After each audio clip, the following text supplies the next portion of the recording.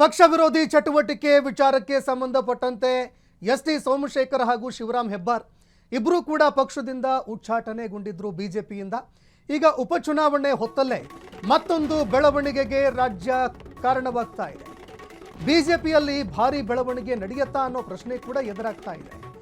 ಮಾಜಿ CM BS Yediyurappa ಅವರಿಗೆ S T Somashekar ಅವರು ಸುದೀರ್ಘವಾಗಿ ಒಂದು ಪತ್ರ ಬರೆದಿದ್ದಾರೆ. ಈ ಪತ್ರದಲ್ಲಿ 13 ಪ್ರಶ್ನೆಗಳನ್ನು ಎಸ್ ಟಿ ಸೋಮಶೇಖರ್ ಅವರು ಕೇಳಿದ್ದಾರೆ. ಒಟ್ಟು 13 ಪ್ರಶ್ನೆಗಳನ್ನು ಎಸ್ ಟಿ ಸೋಮಶೇಖರ್ ಅವರು ಮಾಡಿದ್ದಾರೆ. ಬಿಎಸ್ ಯಡಿಯೂರಪ್ಪ ಅವರಿಗೆ ಮನವಿ ಕೂಡ ಮಾಡಿಕೊಂಡಿದ್ದಾರೆ. ಸದ್ಯ ಉಚ್ಚಾಟನೆಯಾಗಿರುವ ಎಸ್ ಟಿ ಸೋಮಶೇಖರ್ ಅವರು ಬೈ ಎಲೆಕ್ಷನ್ನ ಸಂದರ್ಭದಲ್ಲೇ ಈಗ ಬಿಎಸ್ ಯಡಿಯೂರಪ್ಪ ಅವರಿಗೆ ಪತ್ರ ಬರೆದಿದ್ದಾರೆ. ನಾನು ಯಾವುದೇ ಆಮಿಷ, ಯಾವುದೇ ಅಪೇಕ್ಷೆ ಇಲ್ಲದೆ ಕಾಂಗ್ರೆಸ್ ಪಕ್ಷಕ್ಕೆ ರಾಜೀನಾಮೆ ಕೊಟ್ಟಿದ್ದೀನಿ. ನೀವು ಹೇಳಿದ್ರಿ ಅಂತ ನಾನು ರಾಜೀನಾಮೆ ಕೊಟ್ಟೆ. ಯಾವುದೇ ರೀತಿ ಆಮಿಷಗಳಿಗೆ ಒಳಗಾಗಲಿಲ್ಲ. ಏನೋ ನಿಮ್ಮಿಂದ ಕೇಳಿಕೊಂಡು ಬೇಡಿಕೊಂಡು ರಾಜೀನಾಮೆ ಕೊಡಲಿಲ್ಲ. ಯಾವುದೇ ಅಪೇಕ್ಷೆಗಳನ್ನು ಇಟ್ಕೊಳ್ಳದೆ ಕಾಂಗ್ರೆಸ್ ಪಕ್ಷಕ್ಕೆ ರಾಜೀನಾಮೆ ಕೊಟ್ಟಿದ್ದೀನಿ. ನಮ್ಮ ಸಹಕಾರದಿಂದ ನೀವು ಸಿಎಂ ಆದ್ರಿ. ನಾವು 19 ಶಾಸಕರೇನು ಬಂದಿದ್ವಿ, ನಾವು ಕೊಟ್ಟಿರುವಂತಹ ಸಹಕಾರದಿಂದಲೇ ನೀವು ಸಿಎಂ ಆದ್ರಿ. ನನ್ನನ್ನು ಸಚಿವರಾಗಿ ಮಾಡಿದ್ದಕ್ಕೆ ನಿಮ್ಮ ಮೇಲೆ ತುಂಬ ಗೌರವ ಇದೆ ನನಗೆ. ಮತ್ತೆ 2023ಕ್ಕೆ ಬಿಜೆಪಿಯಿಂದಲೇ ಸ್ಪರ್ಧೆ ಮಾಡಿ ನಾನು ಗೆದ್ದಿದ್ದೀನಿ ಕೂಡ. ಕ್ಷೇತ್ರದಲ್ಲಿ ಸಮಸ್ಯೆಗಳು ಆದಾಗ ನನ್ನ ಮಗ ರಾಜ್ಯಾಧ್ಯಕ್ಷ ಆಗ್ತಾನೆ, ಸರಿಪಡಿಸ್ತಾನೆ, ಪಕ್ಷ ಬಿಡಬೇಡಿ ಅಂತ ನೀವೇ ಹೇಳಿದ್ರಿ. ಯಾವಾಗ ಪಕ್ಷ ಬಿಡಬೇಕು ಅಂತ ವಿಚಾರ ಮಾಡಿದ್ದೆ, ಕ್ಷೇತ್ರದಲ್ಲಿ ಸಮಸ್ಯೆಗಳು ಉಂಟಾಯಿತು, ಆಗ ನನ್ನ ಮಗ ರಾಜ್ಯಾಧ್ಯಕ್ಷ ಆಗ್ತಾನೆ, ಸಮಸ್ಯೆಗಳು ಏನಿದ್ರೂ ಕೂಡ ಸರಿಪಡಿಸ್ತಾನೆ ಅಂತ ಹೇಳಿದ್ರಿ ನೀವು. ಆದರೆ ಪಕ್ಷದಿಂದ ಉಚ್ಚಾಟನೆ ಮಾಡಿದ್ರೂ ಕೂಡ ಈವರೆಗೆ ನನ್ನನ್ನು ವಾಪಸ್ ಕರ್ಕೊಂಡಿಲ್ಲ. ಹೀಗಾಗಿ ವಾಪಸ್ ಮತ್ತೆ ಪಕ್ಷಕ್ಕೆ ಸೇರಿಸ್ಕೊಳ್ಳಿ ಅಂತ ಎಸ್ ಟಿ ಸೋಮಶೇಖರ್ ಅವರು ಈಗ ಸುದೀರ್ಘವಾಗಿ ಒಂದು ಪತ್ರವನ್ನು ಬಿ ಎಸ್ ಯಡಿಯೂರಪ್ಪ ಅವರಿಗೆ ಬರೆದಿದ್ದಾರೆ. ಅದು ಕೂಡ ಈ ಬೈ ಎಲೆಕ್ಷನ್ ನಡೀತಾ ಇದೆ, ಇದೇ ಸಂದರ್ಭದಲ್ಲಿ ಅವರು ಪತ್ರ ಬರೆದಿರುವಂಥದ್ದು ಸಾಕಷ್ಟು ಚರ್ಚೆಗಳಿಗೆ ಕಾರಣವಾಗ್ತಾ ಇದೆ. ಇನ್ನು ಎಸ್ ಟಿ ಸೋಮಶೇಖರ್ ಹಾಗೂ ಶಿವರಾಮ್ ಹೆಬ್ಬಾರ್ ಇವರಿಬ್ಬರನ್ನು ಕೂಡ ಪಕ್ಷದಿಂದ ಉಚ್ಚಾಟನೆ ಮಾಡಲಾಗಿತ್ತು. ಯಾವುದೇ ಆಮಿಷ ಇಲ್ಲದೆ ನಾನು ಕಾಂಗ್ರೆಸ್ ಬಿಟ್ಟಿದ್ದೀನಿ. ನಮ್ಮ ಸಹಕಾರದಿಂದ ನೀವು ಸಿಎಂ ಆಗಿದ್ರಿ. ನಮ್ಮನ್ನ ಮಂತ್ರಿ ಮಾಡಿದ್ದಕ್ಕೆ ನಿಮ್ಮ ಮೇಲೆ ತುಂಬಾ ಗೌರವ ಇದೆ. ಪಕ್ಷದಿಂದ ಉಚ್ಚಾಟನೆ ಮಾಡಿರುವಂಥದ್ದನ್ನ ವಾಪಸ್ ತೆಗೆದುಕೊಳ್ಳಲೇ ಇಲ್ಲ. 2023ಕ್ಕೆ ಬಿಜೆಪಿಯಿಂದಲೇ ಸ್ಪರ್ಧೆ ಮಾಡಿ ಮತ್ತೊಮ್ಮೆ ನಾನು ಗೆದ್ದು ಕೂಡ ಬಂದಿದ್ದೀನಿ. ಕ್ಷೇತ್ರದಲ್ಲಿ ಸಮಸ್ಯೆ ಆದಾಗ ನನ್ನ ಜೊತೆ ನೀವು ಮಾತನಾಡಿದ್ರಿ. ನನ್ನ ಮಗ ರಾಜ್ಯಾಧ್ಯಕ್ಷ ಆಗ್ತಾನೆ, ಆಗ ಇದನ್ನೆಲ್ಲ ಸರಿಪಡಿಸ್ತಾನೆ ಅಂತ ಹೇಳಿದ್ರಿ. ಆದರೆ ಯಾವುದೇ ಕಾರಣಕ್ಕೂ ಪಕ್ಷ ಬಿಡಬೇಡಿ ಅಂತ ನೀವು ಮನವಿ ಕೂಡ ಮಾಡ್ಕೊಂಡಿದ್ರಿ. ಆದರೆ ಈವರೆಗೂ ಮಾಡಿರೋ ಉಚ್ಚಾಟನೆ ವಾಪಸ್ ಪಡ್ಕೊಂಡಿಲ್ಲ. ಈ ಕ್ಷೇತ್ರದಲ್ಲಿ 6 ಬಾರಿ ನಿಂತು 4 ಬಾರಿ ನಾನು ಗೆಲುವು ಸಾಧಿಸಿದ್ದೀನಿ. ನನ್ನ ಬಗ್ಗೆ ಅಪಾರ ಗೌರವವಾಗಿ ಮಾತನಾಡಿದ್ದು ಸರಿಯಲ್ಲ. ಮಾಜಿ ಸಿಎಂ ಬಿಎಸ್ ಯಡಿಯೂರಪ್ಪಗೆ ಎಸ್ ಟಿ ಸೋಮಶೇಖರ್ ಅವರು ಪತ್ರ ಬರೆದಿದ್ದಾರೆ. ಕೇವಲ ಮಾತನಾಡಿದ್ರಿ ನೀವು, ಆದರೆ ವಾಪಸ್ಸು ನಮ್ಮನ್ನ ಪಕ್ಷಕ್ಕೆ ಸೇರಿಸ್ಕೊಳ್ಳೇ ಇಲ್ಲ. ಏನು ಉಚ್ಚಾಟನೆ ಮಾಡಿದ್ರಿ, ಆ ಉಚ್ಚಾಟನೆ ವಾಪಸ್ ಪಡ್ಕೊಳ್ಳಿಲ್ಲ. ಯಡಿಯೂರಪ್ಪನವರೇ, ನೀವು ಸಿಎಂ ಆಗಿದ್ದು ನಮ್ಮಿಂದ, ನಮ್ಮ ಸಹಕಾರದಿಂದ ನೀವು ಸಿಎಂ ಆದ್ರಿ. ನಾವು ಕೊಟ್ಟಂತಹ ಸಹಕಾರ, ನಾವು ಕಾಂಗ್ರೆಸ್ ಪಕ್ಷವನ್ನು ಬಿಟ್ಟು ನಿಮ್ಮ ಪಕ್ಷಕ್ಕೆ ಬಂದು ಏನು ಪಕ್ಷಾಂತರ ಕಾಯ್ದೆ ಇತ್ತು, ಆ ಕಾಯ್ದೆ ಅಡಿಯಲ್ಲಿ ಅಧಿಕಾರವನ್ನು ಕಳ್ಕೊಂಡು ಮತ್ತೆ ಚುನಾವಣೆಗೆ ನಿಂತು ಗೆದ್ದು ಬಂದ್ವಿ. ಇದರ ಹೊರತಾಗಿಯೂ ಕೂಡ ನಮ್ಮನ್ನು ಪಕ್ಷಕ್ಕೆ ನೀವು ಸೇರಿಸ್ಕೊಳ್ಳಿಲ್ಲ. ಪಕ್ಷ ನಿಷ್ಠರಾಗಿದ್ವಿ ನಾವು.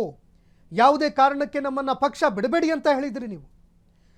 ನನ್ನ ಕ್ಷೇತ್ರದಲ್ಲಿ ಸಮಸ್ಯೆಗಳಿದ್ದಾವೆ, ಆ ಸಮಸ್ಯೆಗಳನ್ನು ಬಗೆಹರಿಸಬೇಕು ಅಂತ ಹೇಳಿದಾಗ ನನ್ನ ಮಗ ರಾಜ್ಯಾಧ್ಯಕ್ಷ ಆಗ್ತಾನೆ, ಆಗ ಈ ಸಮಸ್ಯೆಗಳನ್ನು ಬಗೆಹರಿಸ್ತಾನೆ ಅಂತ ಹೇಳಿದ್ರಿ. ಆದರೆ ಈಗ ಏನಾಯಿತು, ಪಕ್ಷಕ್ಕೆ ವಾಪಸ್ ಸೇರಿಸ್ಕೊಂಡ್ರಾ ನೀವು ಅಂತ 13 ಪ್ರಶ್ನೆಗಳನ್ನು ಕೇಳಿದ್ದಾರೆ. ಈ 13 ಪ್ರಶ್ನೆಗಳಿಗೆ ಸುದೀರ್ಘ ಪತ್ರಕ್ಕೆ ಬಿ ಎಸ್ ಯಡಿಯೂರಪ್ಪನವರು ಅಥವಾ ಬಿ ವೈ ವಿಜಯೇಂದ್ರ ರಾಜ್ಯಾಧ್ಯಕ್ಷರು ಯಾವ ರೀತಿಯಾಗಿ ಉತ್ತರ ಕೊಡ್ತಾರೆ ಅದನ್ನು ಕೂಡ ನೋಡಬೇಕಾಗುತ್ತೆ.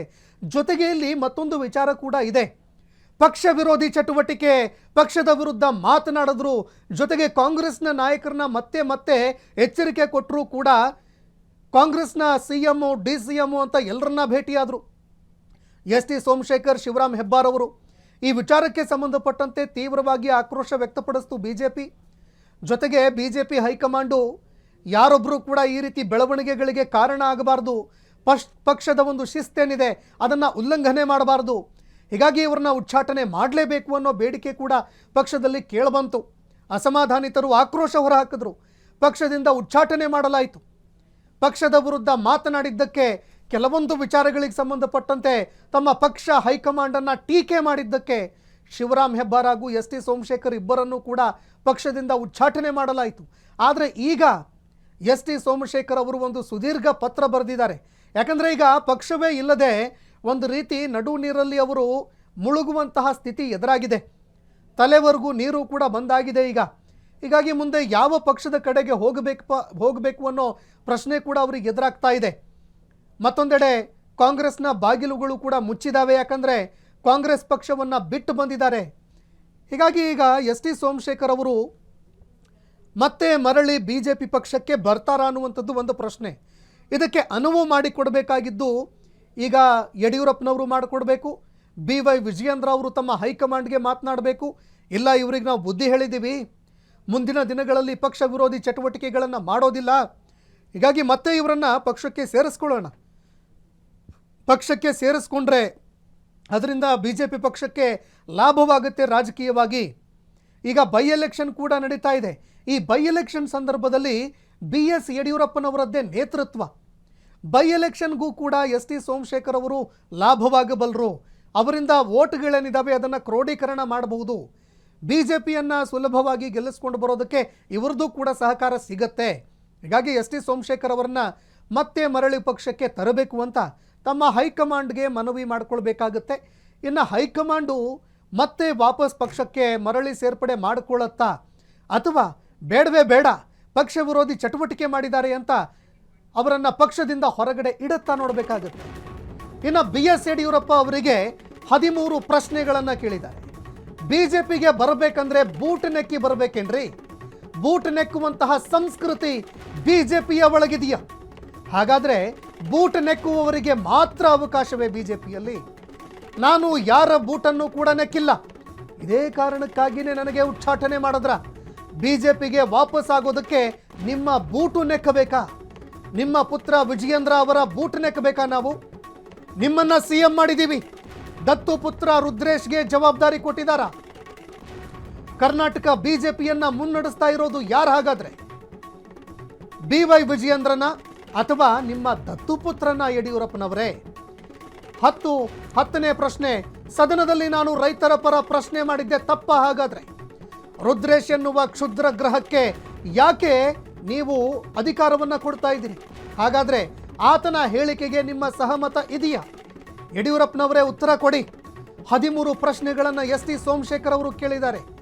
BJPಯಲ್ಲಿ ನಾವು ಬೂಟು ನೆಕ್ಕಬೇಕೇನ್ರಿ ಬರಬೇಕಂದ್ರೆ? ಬೂಟು ನೆಕ್ಕುವಂತಹ ಸಂಸ್ಕೃತಿ ನಿಮ್ಮ BJPಯ ಒಳಗೆ ಇದೆಯಾ ಅಂತ ಪ್ರಶ್ನೆ ಮಾಡಿದ್ದಾರೆ. ಹಾಗಾದರೆ ಬೂಟು ನೆಕ್ಕೋರು ಯಾರಿದ್ದಾರೆ? ಯಾರು ಬಕೆಟ್ ಹಿಡಿತಾರೆ, ಯಾರು ಗುಲಾಮಗಿರಿ ಮಾಡ್ತಾರೆ ಅಂಥವ್ರಿಗೆ ಮಾತ್ರ ಅವಕಾಶನಾ? ನಾನು ಬೂಟ್ ನೆಕ್ಕಲಿಲ್ಲ ಅನ್ನೋ ಕಾರಣಕ್ಕಾಗಿ ಉಚ್ಚಾಟನೆ ಮಾಡಿದ್ರ? BJPಗೆ ವಾಪಸ್ ಆಗೋದಕ್ಕೆ ನಿಮ್ಮ ಬೂಟನ್ನು ನೆಕ್ಕಬೇಕಾ? ನಿಮ್ಮ ಪುತ್ರ ವಿಜಯೇಂದ್ರ ಅವರ ಬೂಟ್ ನೆಕ್ಕಬೇಕಾ? ನಾವು ದತ್ತು ಪುತ್ರ ರುದ್ರೇಶ್ಗೆ ಜವಾಬ್ದಾರಿ ಕೊಟ್ಟಿದ್ದಾರಾ ಅಂತ ಪ್ರಶ್ನೆ ಮಾಡಿದ್ದಾರೆ. ಈ ಬಗ್ಗೆ ಮತ್ತಷ್ಟು ಮಾಹಿತಿ ಕೊಡ್ತಾರೆ ಪ್ರತಿನಿಧಿ ಮಾರುತಿ. ಡೆಸ್ಕ್ನಿಂದ ನೇರ ಸಂಪರ್ಕದಲ್ಲಿ ಜಾಯ್ನ್ ಆಗಿದ್ದಾರೆ. ಮಾರುತಿ, ಒಂದೆಡೆ ಬೈ ಎಲೆಕ್ಷನ್ನು, ಮತ್ತೊಂದು ಕಡೆ ಎಸ್ ಟಿ ಸೋಮಶೇಖರ್ ಅವರು ಮತ್ತೆ ಈಗ ಪಕ್ಷಕ್ಕೆ ಸೇರ್ಪಡೆ ಆಗಬೇಕು BJPಗೆ ಅಂತ ಯಡಿಯೂರಪ್ಪನವರಿಗೆ ಪತ್ರ ಬರೆದಿದ್ದಾರೆ. ಯಡಿಯೂರಪ್ಪನವರಿಗೆ ಹಲವಾರು ಪ್ರಶ್ನೆಗಳನ್ನು ತುಂಬ ಟೀಕೆಯ ಮೂಲಕವಾಗಿ ತುಂಬ ಖಾರವಾಗಿ ಅವರು ಪ್ರಶ್ನೆ ಮಾಡಿದ್ದಾರೆ. ಈ ಪ್ರಶ್ನೆಗಳಿಗೆ ಯಡಿಯೂರಪ್ಪನವರು ಉತ್ತರ ಕೊಡಬಹುದಾ? ಮರಳಿ ಅವರನ್ನು ತಮ್ಮ ಪಕ್ಷಕ್ಕೆ ಸೇರ್ಪಡೆ ಮಾಡಿಕೊಳ್ಳಬಹುದಾ?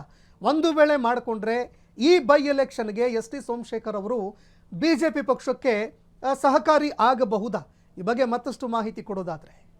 ಎಸ್ ಸಂತೋಷ್, ಏನು ಯಡಿಯೂರಪ್ಪ ಅವರಿಗೆ ಉಚ್ಚಾಟಿತ ಆಗಿರುವಂತಹ ಎಸ್ ಟಿ ಸೋಮಶೇಖರ್ ಅವರು ಒಂದು ಸುದೀರ್ಘ ಲೆಟ್ರನ್ನು ಬರೆದಿರೋಂಥದ್ದು. ಯಾಕೆಂದರೆ ಯಡಿಯೂರಪ್ಪ ಅವ್ರ ಜೊತೆ ಇರುವಂತಹ ಅದೇ ರೀತಿ ವಿಜಯೇಂದ್ರ ಜೊತೆ ಇರುವಂತಹ ರುದ್ರೇಶ್ ಅವರು ಒಂದು ಹೇಳಿಕೆಯನ್ನು ಕೊಟ್ಟಿರೋಂಥದ್ದು. ಅಂದರೆ ಈ ಹಿಂದೆ ಸದನದಲ್ಲಿ ನೈಸ್ ಬಗ್ಗೆ ಮಾತನಾಡಿದಾಗ ಮತ್ತೆ BJP ಬೂಟ್ ನೆಕ್ಕಲು ಬರ್ತಿದ್ದೀರಾ ಎಂಬ ಪ್ರಶ್ನೆಯನ್ನು ರುದ್ರೇಶ್ ಎಂಬ ವ್ಯಕ್ತಿ ಎಸ್ ಟಿ ಸೋಮಶೇಖರ್ಗೆ ಕೇಳಿದರು. ಅದರಿಂದಾಗಿ ಇವತ್ತು ಅವರು ಸುದೀರ್ಘವಾದ 13 ಕ್ವಶನ್ಗಳನ್ನು ಕೇಳಿ ಒಂದು ಸುದೀರ್ಘವಾದ ಲೆಟ್ರನ್ನು ಬರೆದಿರೋಂಥದ್ದು. ಅದರಲ್ಲಿ ಮೆನ್ಷನ್ ಮಾಡಿರೋದು ನಾವು ನೋಡೋದಾದರೆ ನಾನು ಈ ಹಿಂದೆ ಕಾಂಗ್ರೆಸ್ಸಿಂದ BJPಗೆ ಬಂದಾಗ ನನ್ನ ಅವಶ್ಯಕತೆ ನಿಮಗಿತ್ತು, ಅದೇ ರೀತಿ ನೀವು CM ಆಗಲು ನಾವು ಕಾರಣ. ಅದೇ ರೀತಿಯಾದಂತೆ ಎಲ್ಲವನ್ನು ಬಿಟ್ಟು, ಅಂದರೆ ಕಾಂಗ್ರೆಸ್ನಲ್ಲಿರುವಂಥ ಎಲ್ಲವನ್ನು ಬಿಟ್ಟು ನಾವು ಯಾವುದೇ ಆಕಾಂಕ್ಷೆ ಆಸೆಗಳಿಲ್ಲದೆ ಬಂದು ನಿಮ್ಮ ಜೊತೆ ಸೇರಿದ್ವಿ. ಆದರೆ ಪಕ್ಷದ ವಿರೋಧಿ ಚಟುವಟಿಕೆ ಅಂತ ಹೇಳಿ ನಮ್ಮನ್ನು ಪಕ್ಷದಿಂದ ಉಚ್ಚಾಟನೆ ಮಾಡಿದ್ರೆ, ಆನಂತರ ನನ್ನ ಸೇರಿಸ್ಕೊಳ್ಳೋ ಪ್ರಯತ್ನವೂ ಕೂಡ ನೀವು ಮಾಡಲಿಲ್ಲ. ಆದರೂ ಕೂಡ ನಾವು ಅದೆಲ್ಲ ಬಿಟ್ಟಿರೋ ವಿಚಾರ ನಾನು ಅದಕ್ಕೆ ಸುಮ್ಮನೆ ಆಗಿದ್ದೆ. ಆದರೂ ಕೂಡ ಈ ರೀತಿಯಾದಂಥ ಒಂದು ಹೇಳಿಕೆ ಇದು ಸರಿಯಲ್ಲ. ಯಾಕೆಂದರೆ ರುದ್ರೇಶ್ ಎಂಬ ವ್ಯಕ್ತಿಗೆ ನೀವೆಲ್ಲ ಅಧಿಕಾರವನ್ನು ಕೊಟ್ಟಿದ್ದೀರಾ ಅಂತೇಳಿ ಒಂದು ಪ್ರಶ್ನೆಯನ್ನು ಮಾಡಿರೋಂಥದ್ದು. ಸುಮಾರು 13 ಪ್ರಶ್ನೆಗಳನ್ನು BS ಅವರಿಗೆ ಕೇಳಿರೋಂಥ. ಒಂದು, BJPಯಲ್ಲಿ ಬರಬೇಕಾದ್ರೆ ನಾವು ಬೂಟ್ ನೆಕ್ಬೇಕಾ, ಯಾರ್ದಾದ್ರೂ ನೆಕ್ಬೇಕಾ ಅಂಥ ಪರಿಸ್ಥಿತಿ BJPಯಲ್ಲಿ ಇದೆಯಾ ಅಂತ ಕೂಡ ಪ್ರಶ್ನೆ ಮಾಡಿರೋಂಥದ್ದು. ಅಥವಾ ಅಧಿಕಾರ ನಡೆಸ್ತಾ ಇರೋಂಥ ಅಥವಾ ರಾಜ್ಯಾಧ್ಯಕ್ಷ ಆಗಿರೋಂಥದ್ದು BY ವಿಜೇಂದ್ರರೋ ಅಥವಾ ಆ ರುದ್ರೇಶ್ ಎಂಬ ವ್ಯಕ್ತಿಯೋ ಯಾಕೆ ಈ ಬಗ್ಗೆ ನನ್ನ ಬಗ್ಗೆ ಮಾತಾಡ್ತಿದ್ದಾರೆ? ಯಾಕೆಂದರೆ ನಾನು ರೈತರ ಬಗ್ಗೆ ಮಾತಾಡಿದ್ದೆ ಸದನದಲ್ಲಿ ತಪ್ಪಾಯ್ತಾ? ಈ ರೀತಿಯಾದಂಥ ಕೇಳುವಂಥದ್ದು ಸರಿಯಲ್ಲ. ಯಾಕೆಂದರೆ BJPಯಲ್ಲಿ ಈ ಥರದ ಪರಿಸ್ಥಿತಿಗಳಾಗಿರ್ಬೋದು ಮತ್ತು ಈ ರೀತಿ ಸಂಸ್ಕೃತಿ ಇಲ್ಲ. ಆದರೂ ಕೂಡ ನೀವೇನಾದರೂ ಹುಟ್ಟಾಗ್ತಿದ್ದೀರಾ ಅಥವಾ ರುದ್ರೇಶ್ ಅನ್ನೋ ವ್ಯಕ್ತಿ ಹುಟ್ಟಾಗ್ತಿದ್ದೀರಾ ಎಂಬ ಪ್ರಶ್ನೆಯನ್ನು ನೇರವಾಗಿ ಕೇಳಿರೋವಂಥದ್ದು. ಅದೇ ರೀತಿಯಾದಂತೆ ಈ ಹಿಂದೆ ಯಾರಾದರೂ ಬಂದಾಗ ಬೂಟ್ ನೆಕ್ಕಿ ಬಂದಿದ್ರಾ ಅಥವಾ ಮುಂದೆ ಬರಬೇಕಾದ್ರೂ ಕೂಡ ನಾವು ಯಾರಾದರೂ ಬೂಟ್ ನೆಕ್ಬೇಕೆಂಬ ಪ್ರಶ್ನೆಯನ್ನು ಕೂಡ ನೇರವಾಗಿ ಯಡಿಯೂರಪ್ಪನವರಿಗೆ ST ಸೋಮಶೇಖರ್ ಕೇಳಿರೋದು. ಎಲ್ಲೋ ಒಂದು ಕಡೆ ಇದು ಸಾಕಷ್ಟು ಒಂದು ರೀತಿಯಾದಂಥ ಕುತೂಹಲ ಮೂಡಿಸಿರೋದು. ಯಾಕೆಂದರೆ ಇಲ್ಲಿವರೆಗೂ ಸುಮ್ಮನೆ ಇದ್ದಂತಹ ST ಸೋಮಶೇಖರ್ ಈ ಒಂದು ವಿಚಾರದಲ್ಲಿ ಸಾಕಷ್ಟು ಒಂದು ರೀತಿ ಮುಜುಗರ ಅವರು ಕೂಡ ಅನುಭವಿಸಿರೋದು. ಯಾಕೆಂದರೆ ಯಶವಂತಪುರ ಶಾಸಕರಾಗಿರುವಂಥದ್ದು ಹಲವಾರು ಕಾರಣಗಳಿಂದ, ಅಂದರೆ ಪಕ್ಷ ವಿರೋಧಿ ಚಟುವಟಿಕೆ ಮತ್ತು ಮತ್ತೊಂದು ಕಾರಣಗಳಿಂದ ಅವರ ಪಕ್ಷದಿಂದ ಉಚ್ಚಾಟನೆ ಮಾಡಿದ್ರು ಕೂಡ ಅವರೆಲ್ಲೂ ಕೂಡ BJP ಅಥವಾ ಯಡಿಯೂರಪ್ಪ ಆಗಿರ್ಬೋದು, ವಿಜೇಂದ್ರ ಬಗ್ಗೆ ಆಗಿರ್ಬೋದು ಎಲ್ಲೂ ಮಾತಾಡಿರಲಿಲ್ಲ. ಆದರೆ ಇವತ್ತು ರುದ್ರೇಶ್ ಅವರ ಆ ಒಂದು ಹೇಳಿಕೆ ಅವರನ್ನು ಕೆರಳಿಸಿರುವಂಥದ್ದು. ಅದರಿಂದಾಗಿ ಯಡಿಯೂರಪ್ಪನಿಗೆ ನೇರವಾಗಿ ಒಂದು ಪತ್ರವನ್ನು ಬರೆಯುವ ಮೂಲಕ ನನ್ನ ಈ 13 ಪ್ರಶ್ನೆಗಳಿಗೆ ನೀವು ಉತ್ತರ ಕೊಡಲೇಬೇಕು, ಯಾಕೆಂದರೆ ಕೊಡ್ತೀರಂತ ನನ್ನ ನಂಬಿಕೆ ಅಂತ ಕೂಡ ಇರುವಂಥದ್ದು. ಒಂದು ವೇಳೆ ಕೊಟ್ಟಿದ್ದೆ ಅದರಲ್ಲಿ ನನ್ನ ಮುಂದಿನ ಕ್ರಮ ಯಾವ ರೀತಿ ಇರಬೇಕು ಮತ್ತು ನಾನೇನು ಬೇಡಬೇಕು ಅನ್ನೋ ಬಗ್ಗೆ ಕೂಡ ತೀರ್ಮಾನ ಮಾಡ್ತೀನಿ. ಆದಷ್ಟು ಬೇಗ ನನಗೆ ಈ ಪ್ರಶ್ನೆಗಳಿಗೆ ಎಲ್ಲವಕ್ಕೂ ಕೂಡ ಉತ್ತರ ಕೊಡಿ. ಏಕೆಂದರೆ ಈ ರೀತಿಯಾದಂಥ ಹೇಳಿಕೆಗಳು ಸರಿಯಲ್ಲ, ಪಕ್ಷದಲ್ಲೂ ಕೂಡ ಸರಿಯಲ್ಲ, ಇದು ಕಾರ್ಯಕರ್ತರಿಗೂ ಸರಿಯಲ್ಲ. ಈ ಹಿಂದೆ ನಾನು ಪಕ್ಷದಲ್ಲಿ ಬಂದಾಗ ಯಾವ ರೀತಿ ನನ್ನನ್ನು ನಡೆಸ್ಕೊಂಡ್ರಿ, ಆದರೆ ಈಗ ಪಕ್ಷದಿಂದ ದೂರ ಇದ್ದಾಗ ಈ ರೀತಿ ಮಾತುಗಳು ಮಾಡೋದು ಸರಿಯಲ್ಲ. ಯಾಕೆಂದರೆ ನಾನು ನಿಮಗೆ ಅಧಿಕಾರಕ್ಕೆ ಅವಶ್ಯಕತೆ ಇದ್ದಾಗ ನಾನು ಅಥವಾ ನಮ್ಮ ಶಾಸಕರು ಒಟ್ಟಾಗಿ ನಾವು BJPಗೆ ಬಂದಿದ್ದು, ಅದರಿಂದಾಗಿ ಈ ಪ್ರಶ್ನೆಗಳನ್ನು ಕೇಳ್ತಿದ್ದೀನಿ ಅಂತ ನೇರವಾಗಿ ಯಡಿಯೂರಪ್ಪರಿಗೆ ಪತ್ರ ಬರೆದಿರುವಂಥದ್ದು. ಸಂತೋಷ್, ಈಗ ಮತ್ತೊಂದು ಕಡೆಯಲ್ಲಿ ಬೈ ಎಲೆಕ್ಷನ್ ನಡೀತಾ ಇರುವಂತಹ ಸಂದರ್ಭದಲ್ಲೇ BS ಯಡಿಯೂರಪ್ಪನವರು ತಮ್ಮ ಪುತ್ರನ ಗಾದಿಯನ್ನು ಭದ್ರಪಡಿಸ್ಕೊಳ್ಳೋದಕ್ಕೆ ಒಂದು ಕಡೆ ಪ್ರಯತ್ನ ಮಾಡ್ತಾ ಇದ್ದಾರೆ. ಇದೇ ಸಂದರ್ಭದಲ್ಲಿ ಎಲ್ಲೋ ಒಂದೆಡೆ ಅವರು ಮಾತನಾಡಿರುವಂತಹ ಮಾತುಗಳು, ಅವರು ಕೇಳಿರುವಂತಹ ಪ್ರಶ್ನೆಗಳು ಈ ಒಂದು ಲೆಟರ್ನಲ್ಲಿ ತುಂಬ ಖಾರವಾಗಿ ಎಲ್ಲೋ ಒಂದೆಡೆ BJP ನಾಯಕತ್ವ ಬಗ್ಗೆ ಮತ್ತೊಮ್ಮೆ ಚರ್ಚೆಗೆ ಕಾರಣ ಆಗುವ ಹಾಗೆ ಮಾಡೋದ್ರ ಜೊತೆಗೆ ಯಾರು ಮತ್ತೊಂದು ರಂಗ ಅಂತ ಗುರುತಿಸ್ಕೊಂಡಿದ್ರು BJPಯಲ್ಲಿ, ಅಂದರೆ ಅಸಮಾಧಾನಿತರು ಯಾರಿದ್ರು ಈ ರಾಜ್ಯಾಧ್ಯಕ್ಷ ಗಾದಿ ವಿಚಾರಕ್ಕೆ ಸಂಬಂಧಪಟ್ಟಂತೆ ಅವರಿಗೆ ಮತ್ತೆ ಏನಾದರೂ ಅಸ್ತ್ರ ಕೊಟ್ರಾ? ಮುಂದಿನ ದಿನಗಳಲ್ಲಿ ಇದು BJPಯಲ್ಲಿ ಯಾವ ರೀತಿಯ ಒಂದು ರಾಜಕೀಯ ಬೆಳವಣಿಗೆಗಳಿಗೆ ಕಾರಣ ಆಗಬಹುದು ಮಾರುತಿ? ಎಸ್ ಸಂತೋಷ್, ಇದು ಒಂದು ರೀತಿಯಾದಂಥ ಅಂದರೆ ವಿಪಕ್ಷಗಳಿಗಾಗಿರ್ಬೋದು ಮತ್ತು ಅದೇ ರೀತಿಯಾದಂಥ BJPಯಲ್ಲಿ ಏನು ಅತೃಪ್ತ ನಾಯಕರಿದ್ದಾರೆ, ಹಿಂದೆ ಯತ್ನಾಳ್ ಇರಬಹುದು ಮತ್ತು ಅದೇ ರೀತಿ GM ಸಿದ್ದೇಶ್ವರ್ ಇರ್ಬೋದು, BP ಹರೀಶ್ ಇರ್ಬೋದು, ಈ ರೀತಿಯಾದ ಅರವಿಂದ್ ಲಿಂಬಾವಳಿ ಸೇರಿದಂತೆ ಈ ರೀತಿ ನಾಯಕರು ಏನಿದ್ದಾರೆ ಅವ್ರಿಗೂ ಕೂಡ ಒಂದು ಅಸ್ತ್ರ ಆಗ್ಬೋದು. ಯಾಕೆಂದರೆ ಇಲ್ಲಿವರೆಗೂ ಅವರು ವಿರೋಧ ಮಾಡ್ಕೊಂಡು ಬಂದಿರುವಂಥದ್ದು BSY ಕುಟುಂಬ ಮತ್ತು ವಿಜಯೇಂದ್ರನೇ. ಅಂದರೆ ವಿಜಯೇಂದ್ರ ಯಾವುದೇ ಕಾರಣಕ್ಕೂ ರಾಜ್ಯಾಧ್ಯಕ್ಷರಾಗಿ ಮುಂದುವರಿಬಾರ್ದು, ಬೇರೆಯವರಿಗೆ ಅವಕಾಶ ಕೊಡಬೇಕು. ಇಲ್ಲಿ ಕುಟುಂಬ ರಾಜಕಾರಣ ಮತ್ತು ತಮ್ಮ ಆಪ್ತರಿಗೆ ಅಂದರೆ BSY ಜೊತೆ ಗುರುತಿಸ್ಕೊಂಡಿರೋರಿಗೂ ಮತ್ತು ಅದೇ ರೀತಿ ವಿಜಯೇಂದ್ರ ಯಾರೆಲ್ಲ ಅವ್ರ ಜೊತೆ ಗುರುತಿಸ್ಕೊಂಡಿದ್ದಾರೆ ಅವರಿಗೆ ಮಾತ್ರ ಅವಕಾಶಗಳು ಪಕ್ಷದಲ್ಲಿ ಸಿಗ್ತಿದೆ. ಅವ್ರದೇ ಅಧಿಕಾರ, ಅವ್ರು ಹೇಳಿದ್ದೇ ನಡಿಬೇಕು, ಅವರಿಗೆ ಮಾತ್ರ ಎಲ್ಲ ಸೌಲಭ್ಯಗಳು ಮತ್ತು ಪಕ್ಷದಲ್ಲಿ ಅಧಿಕಾರವು ಕೂಡ ಕೊಡ್ತಾಲಾಗ್ತಿದೆ. ಅದರಿಂದಾಗಿ ರಾಜ್ಯಾಧ್ಯಕ್ಷರ ಬದಲಾವಣೆ ಆಗಬೇಕು ಅಂತ ಕೂಡ ಒತ್ತಾಯಗಳನ್ನು ಈಗಾಗಲೇ ಯತ್ನಾಳ್ ಆದಿ ಅಂತ ಎಲ್ಲರೂ ನಾಯಕರು ಮಾಡಿದರು. ಅದರಲ್ಲಿ ಸಂದರ್ಭಪಟ್ಟಂತೆ ಈಗಾಗಲೇ ಯತ್ನಾಳ್ ಅವ್ರನ್ನ ಕೂಡ ಪಕ್ಷದಿಂದ ಉಚ್ಚಾಟನೆ ಮಾಡಿರೋದು. ಇನ್ನೊಂದು ಕಡೆ ST BP ಹರೀಶ್ ಆಗಿರ್ಬೋದು ಮತ್ತು ಅದೇ ರೀತಿ GM ಸಿದ್ದೇಶ್ವರ್ ಕೂಡ ಇದನ್ನೇ ಒತ್ತಾಯ ಮಾಡ್ತಿರೋದು. ಎಲ್ಲ ಒಂದು ಕಡೆ ಈ ST ಸೋಮಶೇಖರ್ ಬರೆದಿರುವಂಥ ಒಂದು ಪತ್ರ ಅವರಿಗೆ ಅಸ್ತ್ರ ಹೋಗುವ ಸಾಧ್ಯತೆ ಇರುವಂಥದ್ದು. ಅಂದರೆ ನಾವು ಹೇಳ್ತಿರೋದು ಎಲ್ಲವೂ ಸರಿ, ಯಾಕೆಂದರೆ ಕೇವಲ ವಿಜೇಂದ್ರ ಜೊತೆ ಇರೋರು ಮಾತ್ರ ಇಲ್ಲಿ ಅಧಿಕಾರ ಸಿಗ್ತಿದೆ. ಇದಕ್ಕೆ ಒಂದು ನಿದರ್ಶನ ST ಸೋಮಶೇಖರ್ ಅಂತ ಕೂಡ ಪ್ರಸ್ತಾಪ ಮಾಡುವ ಸಾಧ್ಯತೆ ಇರುವಂಥದ್ದು. ಸಂತೋಷ್, ಧನ್ಯವಾದಗಳು ಮಾರುತಿ ನಿಮ್ಮೆಲ್ಲ ಮಾಹಿತಿಗೆ. ಇನ್ನು ಈ ವಿಚಾರಕ್ಕೆ ಸಂಬಂಧಪಟ್ಟಂತೆ ಈಗ ಸಹಜವಾಗಿ ನಾಯಕತ್ವ ವಿಚಾರಕ್ಕೂ ಸಂಬಂಧಪಟ್ಟಂತೆ ಪ್ರಶ್ನೆಗಳು ಎದುರಾಗುವಂತಹ ಸಾಧ್ಯತೆಗಳು ಮತ್ತೆ ದಟ್ಟವಾಗಿ ಗೋಚರಿಸ್ತಾ ಇದೆ ಈಗ BJPಯಲ್ಲಿ. ಒಂದು ಎರಡನೆಯದು ವಿಪಕ್ಷ ಅಂದರೆ ಕಾಂಗ್ರೆಸ್ ಏನಿದೆ, ಕಾಂಗ್ರೆಸ್ಗೆ ಇದೊಂದು ಪ್ರಬಲ ಅಸ್ತ್ರ ಅಂತ ಹೇಳಿದ್ರು ಕೂಡ ತಪ್ಪಾಗೋದಿಲ್ಲ.